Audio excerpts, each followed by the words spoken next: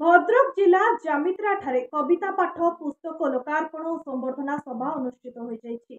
रमा गोविंद संसद आनुकूल्य रे आयोजित सभा को शिशु साहित्यक गोविंद चंद्र बारिक पौरोहित्य करथिले। एथिरे हाटडीहिरी पूर्वतन ब्लॉक अध्यक्ष परशुराम पेड़ा मुख्य अतिथि, गायक गोविंद चंद्र पाणिग्राही मुख्य वक्ता, उद्घाटक बाग्मी गणेश प्रसाद करशर्मा, कवि जगन्नाथ पात्र, विशिष्ट नाट्यकर डॉक्टर सुधांशु शेखर नायक, साहित्यिक प्रफुल्ल कुमार चक्र, शिक्षाविद डॉक्टर शुभेन्दु कुमार मिश्र प्रमुख जोगदे साहित्य कालजयी बोली कहिथिले। कवि दाशरथी जेना और हास्यमयी राजांको संयोजन रे कविता पाठोत्सव अनुष्ठित होइतिला। एथिरे 50 रु ऊर्ध्व कवि स्वरचित कविता पाठ करथिले। ଏହି ଅବସରରେ ବରିଷ୍ଠ ନାଗରିକ ବିଶିଷ୍ଟ ଶିଳ୍ପପତି ପରଶୁରାମ ପେଡ଼ାଙ୍କୁ ସମ୍ବର୍ଦ୍ଧନା ଦିଆଯାଇଥିବା ବେଳେ ନାରାୟଣ ଚନ୍ଦ୍ର ଲେକାଙ୍କ ରଚିତ ଜୀବନ ଫୁଲ କବିତା ସଂକଳନକୁ ଅତିଥିମାନେ ଲୋକାର୍ପଣ କରିଥିଲେ।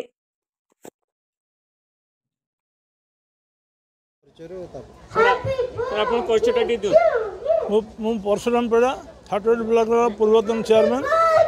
आज रमा गोविंद साहित्य संसद कविता आसर एवं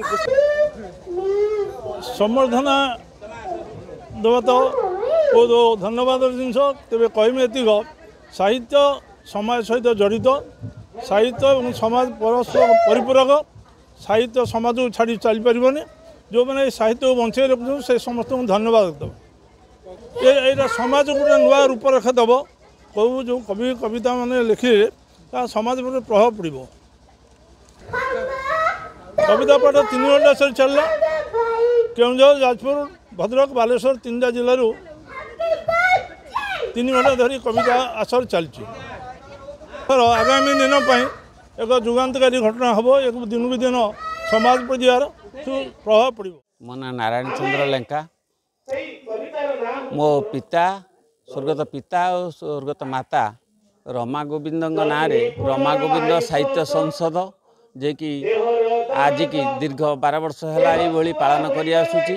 जन्मदिनटा को आम साहित्य सभा समर्पित करुछु जो एठी समस्ते आंचलिक राज्यर बहु बाहर भी कवि कवयित्री मैंने आसती प्राज्ञ विज्ञ अभिज्ञ लोक मैंने एठी जोग दियंती। आम रमा गोविंद साहित्य संसद तरफ जन को संबर्धित करूँ। ए वर्ष शिल्पपति समाजसेवी परशुराम पेड़ा को संबर्धित करूँ। आम परिवार 91 परिवार जहाँ को लेकिन आम निजे चलुचु एवं यही प्रकार साहित्य को सबुदिन बजाय रखापी आम चेष्टा करुचु। समस्तंकर सहयोग अच्छी आपण मानकर सहयोग अच्छी सबू मीडिया भाई मैंने आसुचंती ए कथा को बहुल भाव प्रचार करुचंती। आम से प्रचार उपयोगी आम करने चाहूनु। आम चाहूँ आम कार्यक्रमटा को जन्मदिनटा को साहित्य सभा करूँ और गोटे बंधु ये कविता आसर होता। प्रथम कविता आसर 123 जन कवि हूँ कविता पाठ करते जहाँकि विशेषकर आधारित थिला जन्मोत्सव उपरे सांप्रतिक परिस्थिति उपरे कविता पाठ करा जायतिला। प्रारंभ में कवि रमाकांत जेना अतिथि परिचय प्रफुल्ल कुमार लेंका उद्देश्य ज्ञापन करथिबा बेले अर्पिता मलिक स्वागत नृत्य परिवेषण करथिले। शेषरे नारायण चंद्र लेकांको जन्म जयंती पालन करा जायतिला। भद्रकरू हेमंत सिंह को रिपोर्ट प्रयाग खबर।